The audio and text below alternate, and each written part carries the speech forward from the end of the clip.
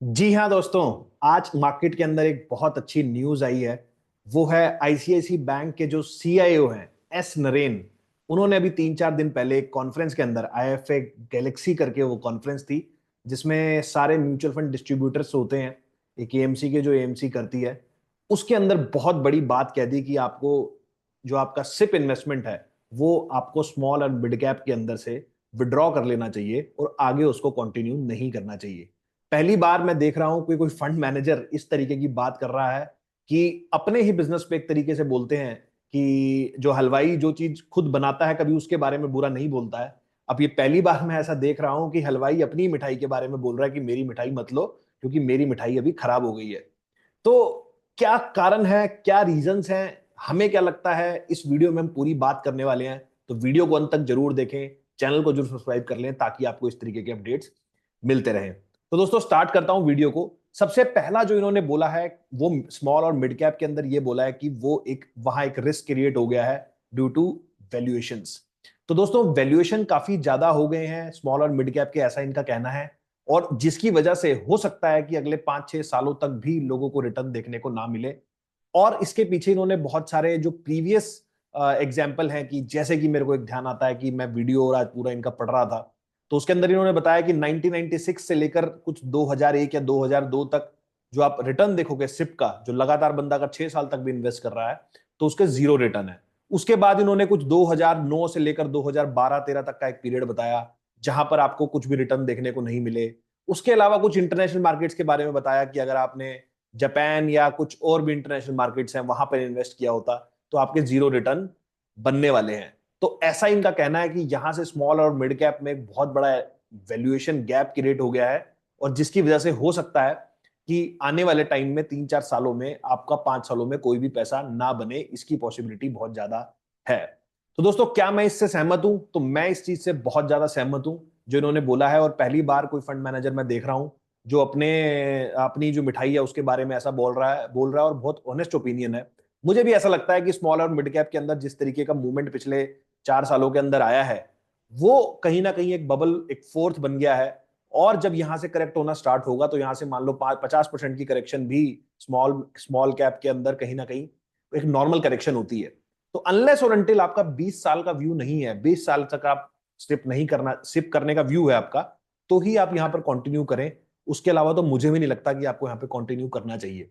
Because इन्होंने दूसरा data भी इसके अंदर दिया कि बेसिकली कोई भी इन्वेस्टर जो इन आईसीआईसी का डिस्कवरी फंड है, पिछले 20 सालों में उसका बहुत अच्छा रिटर्न है, लेकिन उनको ऐसा कोई इन्वेस्टर, या इन्वेस्टर है भी तो बहुत कम इन्वेस्टर्स हैं जो 10 साल या 20 साल से अंदर इसके अंदर अपना सिप कंटिन्यू कर रहे हैं। तो मोस्टली लोग 5 साल के अंदर अंदर अपना सिप जो होता है वो डिसकंटिन्यू कर देते हैं या उसको निकाल लेते हैं। ये मैं 5 साल तो लंबा पीरियड बोल रहा हूं, मोस्ट ऑफ दी जनता तो 1-2-3 साल में ही निकल जाती है। तो ये जो इन्होंने बात बोली यहां पर बिहेवियर वाली, कि मोस्ट ऑफ द इन्वेस्टर्स जो हैं वो इनको पता है, ये उनके पास डेटा है कि 2-3 सालों में निकल जाने वाले हैं। और अगर स्मॉल और मिड कैप यहां से ओवर करेक्ट हो गए तो इन इन्वेस्टर को बहुत भारी लॉस होने वाला है, या फिर उनके इन्वेस्टमेंट पे अगले 2-3 साल तक कोई रिटर्न नहीं आने वाला। और ये चीज की इन्होंने वार्निंग दी है, जिससे मैं तो बहुत ज्यादा सहमत हूं। बट कहीं ना कहीं क्या होता है कि जो फंड इंडस्ट्री होती है उसको अपना माल भी बेचना होता है, तो अक्सर लोग ऐसी जो ऑनेस्ट बातें होते हैं वो नहीं करते। मैं इससे बहुत खुश हूं कि इन्होंने कुछ ऑनेस्टी के साथ कुछ बोला है। आई थिंक उसको हमें वेलकम करना चाहिए। और जो डेटा इन्होंने दिया है या इसके पीछे जो लॉजिक दिया है वो भी काफी सही लॉजिक है। और उससे अगर चलेंगे तो कहीं ना कहीं हमें उस लॉजिक सेंस करता है, क्योंकि पहले भी ऐसा बहुत बार हो चुका है। तो मैं तो दोस्तों इस बात से बहुत ही ज्यादा खुश हूं। तो आपको भी ये सारी चीजें कैसी समझ में आ रही हैं, एस नरेन वाली? आपको क्या लगता है कि स्मॉल एंड मिड कैप के अंदर क्या वैल्यूएशंस बहुत ज्यादा हो गए हैं? ये आप भी मेरे को कमेंट सेक्शन के अंदर लिख के बताओ ताकि हमें पता चले कि किस तरीके की चीजें मार्केट में चल रही हैं।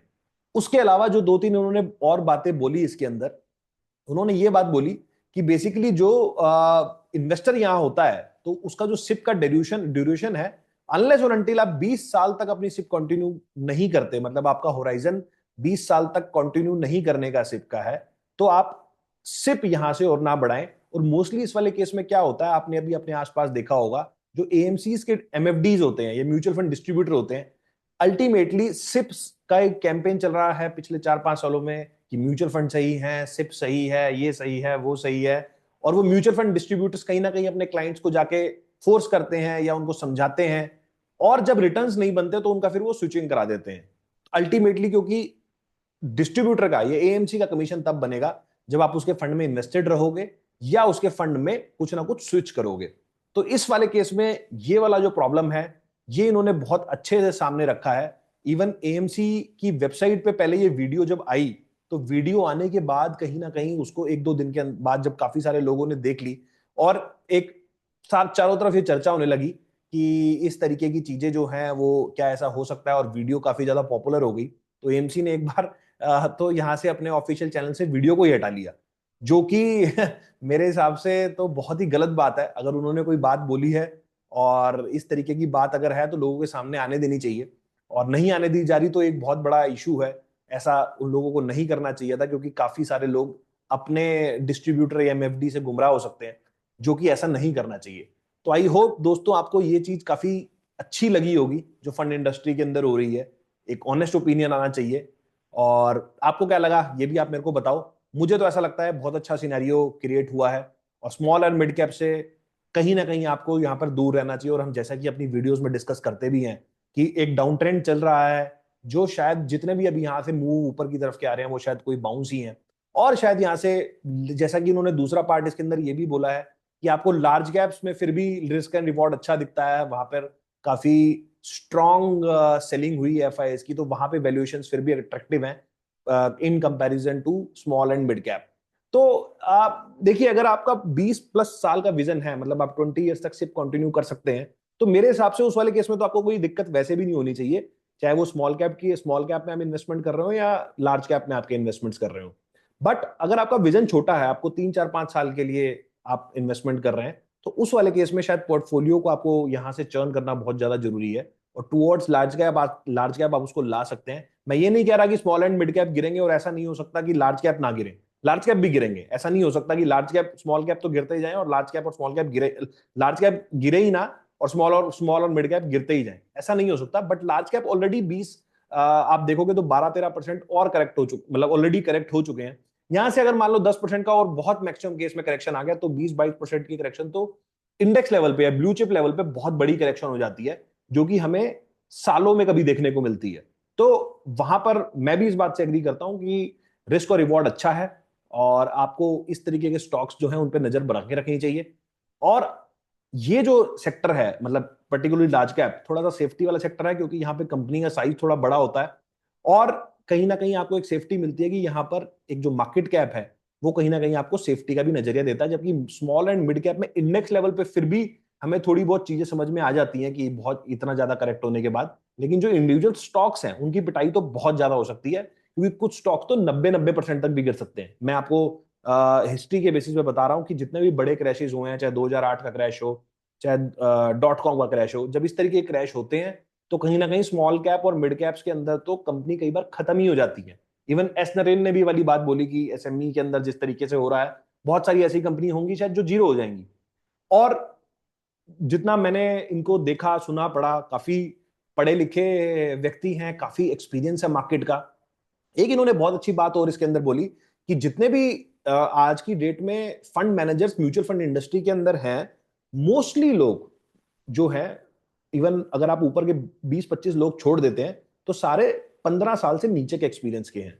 अब 15 साल से अगर आप नीचे का एक्सपीरियंस गैदर करते हैं म्यूचुअल फंड इंडस्ट्री के अंदर, तो मतलब आपने बड़ी मंदी, बड़ा फॉल तो आज तक कभी देखा ही नहीं, क्योंकि कोविड का फॉल तो टाइम वाइज तो कुछ भी नहीं था, 1 1.5 2 महीने की कहानी थी, तो बड़ा फॉल तो आपने देखा ही नहीं है। और बेसिकली रिडम्पशंस कैसे आते हैं, रिडम्पशंस के टाइम पे किस तरीके की साइकोलॉजी होती है, किस तरीके का बिहेवियर होता है, ये इन फंड मैनेजर्स ने देखा ही नहीं है। तो उन्होंने अपना एग्जाम्पल देके भी बताया इसके अंदर कि 1991 से वो मार्केट के अंदर एक्टिव हैं, उन्होंने बहुत सारे साइकिल्स देखे हैं। 2008 जैसा साइकिल देखा है जहां पर रिडम्पशंस 2009 से चालू हुए और 11 12 तक किस तरीके से डेली रिडम्पशंस आते थे, और रिडम्पशंस को फुलफिल करना, वो सारी चीजें भी बहुत ज्यादा इंपॉर्टेंट हो जाती हैं। तो ये जो सारे आज की डेट में जो फंड मैनेजर्स हैं मोस्ट ऑफ दी, तो ये सारे तेजी के खिलाड़ी, जिसको बोलते हैं हम, तेजी के खिलाड़ी हैं। तो अभी किसी ने मंदी देखी नहीं है। अगर यहां से हमें कोई बेयर मार्केट आता हो दिखा, जो थोड़ा टाइम में भी बड़ा हुआ, तो कहीं ना कहीं हालत बहुत ज्यादा खराब हो जाने वाली है इन फंड मैनेजर्स की, क्योंकि ये इनके साथ भी पहला एक्सपीरियंस होगा। और उन्होंने ये बात भी बोली कि बहुत सारे फंड मैनेजर्स ने आज तक सिर्फ म्यूचुअल फंड में सिप आते हुए देखा है, कभी भी रिडम्पशंस होते हुए नहीं देखी। मैं इससे बहुत ज्यादा एग्री करता हूं। ये बात बिल्कुल ट्रू है कि बहुत सारे लोगों ने अभी मंदी देखी ही नहीं है। तो अभी मंदी अगर आती है, यहाँ से इस तरीके का बेयर मार्केट आता है, तो कहीं ना कहीं इनका इनका या बहुत सारे फंड इन्वेस्टर्स के लेवल पे भी और बहुत सारे फंड मैनेजर्स के लेवल पे भी कहीं ना कहीं ये एक फर्स्ट टाइम इंसिडेंस होने वाला है।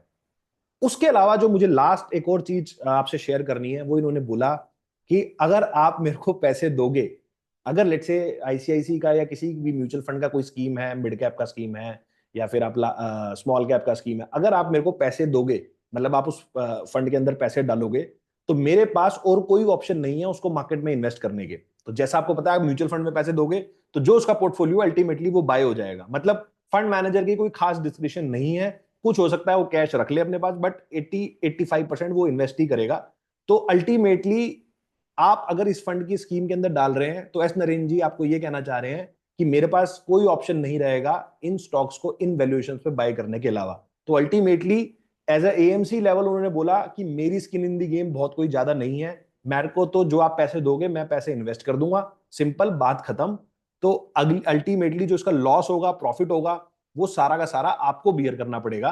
वो उसमें मेरा कोई भी यहाँ पर जो बोलते हैं कि मेरी वजह से मैं क्या डिसीजन दे रहा हूं या मैं क्या सोच रहा हूं, उसकी कोई डिस्क्रिशनरी पावर यहां से नहीं है। जबकि आप फंड मैनेजर, जबकि म्यूचुअल फंड का जो बेसिक थीम होता है, बेसिक ये होता है कि आप मार्केट के अंदर इतने होनहार नहीं है या आपके पास इतना टाइम नहीं है, इसीलिए आप फंड मैनेजर को पैसे देते हो ताकि वो आपके पैसे ढंग से इन्वेस्ट कर पाए।